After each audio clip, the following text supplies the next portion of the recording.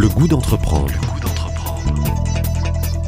Une émission proposée par Doris Pradal en partenariat avec la Caisse d'épargne, la Banque des entreprises et des professionnels de Midi-Pyrénées. Bonjour, le goût d'entreprendre s'intéresse aujourd'hui à la restauration rapide. Le canard est-il en train de dévorer le bœuf, de lui prendre des parts de marché? Les fondateurs de Duck Me en sont persuadés. Arthur Harlet est avec nous sur Radio Présence pour en parler, pour nous présenter son premier bébé, un fast-food où le canard est roi. Il vient d'ouvrir rue de la Pomme à Toulouse, en plein centre-ville. Michel Dagras, prêtre et théologien, est également à nos côtés. Vous l'entendrez, il s'intéresse lui aussi au canard.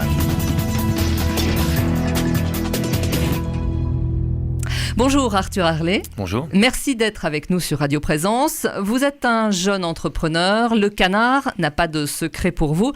La street food, la cuisine de rue, non plus. Alors on va parler de votre histoire, Arthur. Comment vous est venue cette idée de créer un fast-food autour du canard ?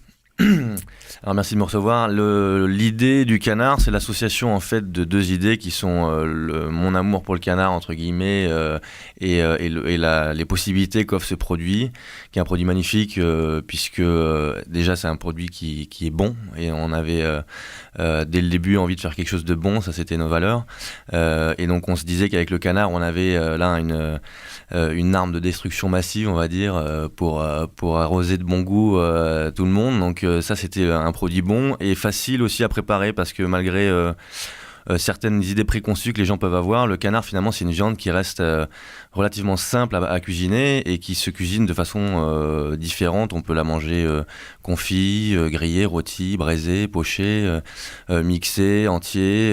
Voilà, donc on avait besoin aussi d'un produit qui puisse s'adapter à la street food puisque la deuxième combinaison du concept c'est effectivement de se mettre sur un marché qui est les produits street food, qui sont des produits simples à consommer. On va y revenir dans un instant, on va détailler tout ça, on va voir précisément ce qu'on mange chez vous. Ouais. Et le canard, c'est quand même une forte identité sud-ouest. Et absolument, et après, la raison évidente, c'était que moi je suis toulousain, ma famille est de Toulouse, moi je suis toulousain, mon père est traiteur à un laboratoire de traiteurs qui est notre partenaire en fait, puisque c'est lui qui nous fait toutes nos préparations de viande et qui fait ça à côté de Toulouse à Carbone.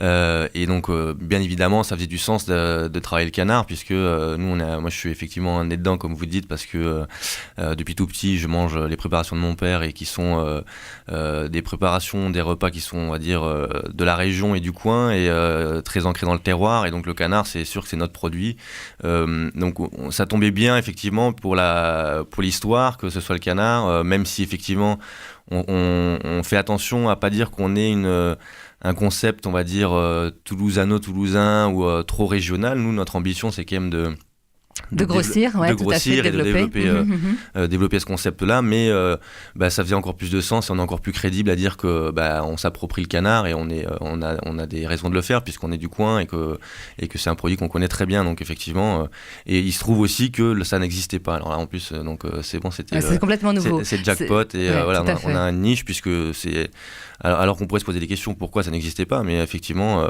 voilà, un fast-food à la française avec le canard en plus, l'histoire commence bien quoi. C'est une histoire familiale aussi, puisque votre papa donc est traiteur. C'est lui qui vous aide à préparer le canard, à le mixer, par exemple, voilà. lorsque le canard entre dans ce type de préparation. En fait, on voulait dès le début, parce qu'il y a quand même une contrainte prix, le canard qui est un peu plus cher parfois que certaines viandes, mais le seul moyen de l'avoir à des prix raisonnables, le canard, c'est de l'acheter entier.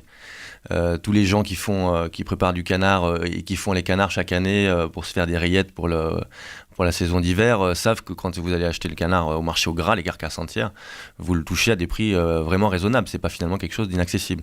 Mais pour ça, il faut savoir le cuisiner, il faut prendre tous les morceaux et valoriser tous les morceaux. Et du coup, il se trouve que nous, on a fait depuis le début notre modèle reposait sur le fait qu'on achète des canards entiers et qu'on découpe la bête et on utilise tous les morceaux dans toutes nos préparations, ce qui fait qu'on ne perd rien et c'est là que ça devient intéressant, c'est là que pour nous ça devient on va dire pérenne et qu'on arrive à avoir des prix et un modèle qui fonctionne puisqu'on achète nos canards entiers et ça on pouvait le faire uniquement grâce à l'outil de mon père, qui est un outil du coup agréé, parce que là effectivement il y a des normes qui est d'hygiène, un laboratoire, qui est un laboratoire agréé CE, avec des normes d'hygiène qui sont assez drastiques. Et ça, on aurait pu le faire effectivement qu'avec l'aide de mon père, parce que sinon, si on ne peut pas cuisiner du canard dans un petit local. On a un local qui est relativement petit, donc rue de la Pomme. Ça, on n'aurait pas pu le faire si on était autonome, quoi. Donc si on était tout seul. Donc ça, c'était la force de la chose, c'est d'utiliser mon père et son outil pour développer le concept. Alors, qu'est-ce que vous utilisez dans le canard ? On peut dire que tout est bon dans le canard ? Tout est bon dans le canard, de la tête aux pieds. On utilise... Bon, alors le canard, en plus, c'est relativement... La lecture de la carcasse est beaucoup plus simple que dans le bœuf, on va dire. Il y a les morceaux que tout le monde connaît, qui sont le magret, la cuisse qu'on confie généralement, les manchons qui sont des pièces à confire aussi. Que vous proposez dans le restaurant ? Alors, entier comme ça, on a une petite épicerie qui est en marge en fait du concept du comptoir fast-food. On a une petite épicerie qu'on est en train d'essayer de mettre en valeur, elle est là aussi pour être une vitrine en fait sur des producteurs régionaux qu'on aime bien et qui partagent nos valeurs et pour lesquels on a envie de faire la promotion de produits. Et on essaiera peut-être à la rentrée effectivement de proposer des morceaux de canard un peu plus bruts, on va dire, puisque nous du coup pour pouvoir respecter ce coût et ce ticket qui doit rester raisonnable, on est obligé de faire des mix de nos préparations. On pourrait difficilement proposer un produit avec un demi-magret dedans, puisque c'est économiquement ça serait un peu compliqué. Mais et à manger peut-être aussi. À manger, ouais, tout à fait. Mais le foie gras, par exemple, on parle du foie gras, tout le monde me dit donc c'est des burgers au foie gras. Non, c'est compliqué de faire des burgers au foie gras, ou alors il faut les vendre assez cher. Mais on a le foie gras effectivement qui est un super produit. Donc ça, on a ce petite épicerie pour justement valoriser des produits qui sont un petit peu plus chers, mais qui sont bien sûr des marqueurs forts du foie gras, du canard. Le foie gras, c'est quand même. Je pense que quand vous posez la question à quelqu'un s'il aime le canard, ils vont vous répondre soit oui j'aime le magret ou j'adore le foie gras, quoi. Entre guillemets, c'est les deux produits qui restent dans la tête des gens, quoi. Qui sont les plus connus, on va dire. Les plus connus, tout à fait. Tout à fait. Alors, vous avez envie aussi de révolutionner le concept fast-food, de mettre une grande claque, ne les citons pas, aux grands de ce monde. C'est un peu ça. Absolument. C'est votre idée. Oui, c'est ça. On s'en cache pas. Alors, j'ai moi-même travaillé pour une marque américaine de fast-food, donc je sais comment ça fonctionne et je suis parfaitement respectable de je respecte vraiment leur force d'organisation, on va dire. Vous positionnez sur un marché extrêmement concurrentiel. Ouais, c'est un marché extrêmement concurrentiel qui est divisé en deux en fait entre des gros du fast-food américain, on va pas les citer. Et des indépendants qui sont effectivement isolés dans leur coin et qui sont par centaines, qui se partagent ce marché-là et qui sont beaucoup moins visibles du coup. Et donc c'est un marché très particulier et qui est bien sûr dominé, on va dire, par le leader en France et qui domine depuis 10 ans. Je veux dire, ça c'est 20 ans même, et qui a aujourd'hui une place qu'on estime. Essayer de se comparer à lui, on sait McDo, je veux dire, c'est tout le monde rigole, quoi. Donc c'est pour ça que nous on voulait justement faire une petite taquinerie en disant on va être le futur McDo et puis ça serait bien que ce soit français, quoi. Donc on est un peu patriote aussi. On se dit pour avoir fait l'école hôtelière, on a fait des maisons, des grandes maisons de la gastronomie, etc. On a ça dans le sang, la gastronomie française, et puis on se dit là il y a un marché qui est quand même énorme, hein, je veux dire, et qui grossit, puisque le fait est que les gens mangent de plus en plus rapidement et vont de plus en plus se diriger vers ce type de restauration, hein. Donc c'est le marché qui qui grossit par rapport à la restauration traditionnelle, assis, service à table, tout à fait, il est ultra dominé, je veux dire, par des gros faiseurs. Et donc il faudrait quand même cocorico, qu'on se réveille un peu et qu'on dise on va mettre un peu de bonne bouffe française là-dedans, et puis il n'y a pas de raison qu'on sache pas le faire. Je veux dire, on a les produits, on a le savoir-faire culinaire, il faut juste maintenant qu'on comprenne les codes de cette restauration-là, qui est une restauration qui doit être accessible et rapide. Et de bon goût. Et de bon goût, bien sûr, parce que ça c'est eux qui l'ont oublié, quoi. Mais ça, nous, on l'oublie pas. Ça, vous allez le mettre en avant, c'est ce que vous défendez, Arthur. Vous pensez qu'il y a encore des choses à inventer autour de la restauration rapide ? Il y a des produits à inventer, des choses à inventer entre guillemets parce que effectivement la restauration dans le service par exemple. Dans le service, il y a beaucoup de choses à faire bien sûr, mais je crois que là effectivement ces grosses boîtes là font innove énormément dans ce domaine-là. Grâce aux nouvelles technologies. Grâce aux nouvelles technologies, ouais. effectivement. Vous allez dans les derniers restaurants de ce type-là, il y a quasiment plus d'encaissement. Les gens commandent eux-mêmes sur des iPads ou sur des tablettes tactiles, etc. Il y a de moins en moins de services de caisse. Les gens peuvent commander sur Internet, retirer quand ils arrivent près du magasin. C'est pas le cas chez vous pour l'instant. C'est pas le cas, mais on essaye justement et ça demande beaucoup d'investissement. Mais ça, on sait très bien que la force aussi de ces gens-là, c'est qu'ils peuvent investir là-dedans. Et c'est sûr qu'il y a une partie de la clé du succès qui réside dans cette facilité, on va dire, de s'approprier le menu, c'est-à-dire de le commander depuis chez soi. Voilà, donc c'est pas uniquement le produit. Nous, on essaie notre première attaque, on va dire, c'est sur le produit, parce que là on est sûr de nous, et ça c'est ce qu'on sait faire, c'est ce qu'on aime faire, donc on veut prendre des parts justement sur le produit en disant que nous c'est bon, c'est sain, et ça c'est vraiment, et on va attaquer ce marché là sur son point faible, puisque je veux dire, c'est pas nouveau, tout le monde sait que il y a eu ça a été extrêmement polémique sur la junk food, enfin voilà, l'obésité, la malbouffe, etc.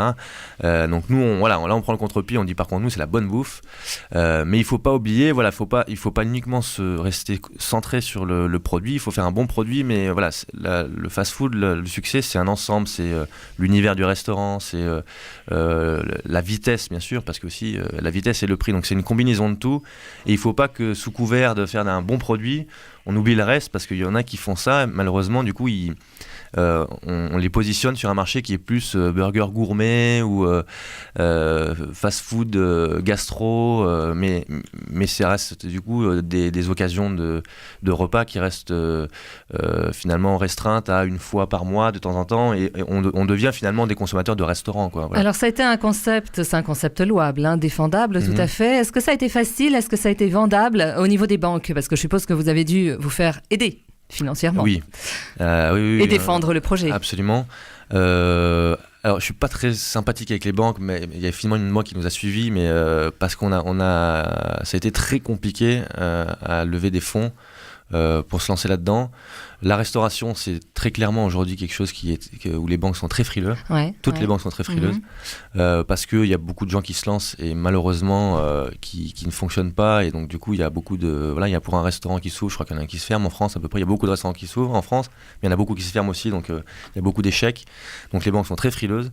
Et donc ça a été vraiment une guerre auprès des banques, malgré, on va dire, le dossier qu'on avait fait, qui se voulait très solide. On avait quand même monté un dossier hyper précis, hyper soigné, et on a pris des retours, des portes et des portes. Donc mon père et moi, en plus avec l'appui de mon père, je veux dire, qui est une société, etc. Donc ça a été très compliqué, presque à un moment donné à se dire qu'on n'y arriverait pas, quoi. Vous n'avez pas abandonné. On n'a pas abandonné, et ça a été il a fallu à chaque fois rebondir. Et finalement, ce qui nous a sauvés, c'est pas les banques, c'est un investisseur bordelais qui est un business angel, comme on appelle, qui est une personne qui a des fonds et qui investit dans des entreprises non cotées, et qui fait et qui est un homme assez rare, puisqu'il investit dans des boîtes qui ne sont pas créées, quoi.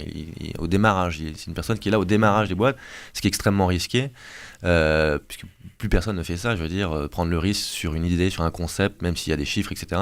Il n'y a pas de preuve du concept, si vous voulez. Il a pris ce risque-là, et sans lui, je veux dire, donc vous n'auriez pas pu lancer. On n'aurait pas pu lancer. Donc on le remercie, bien sûr, quoi.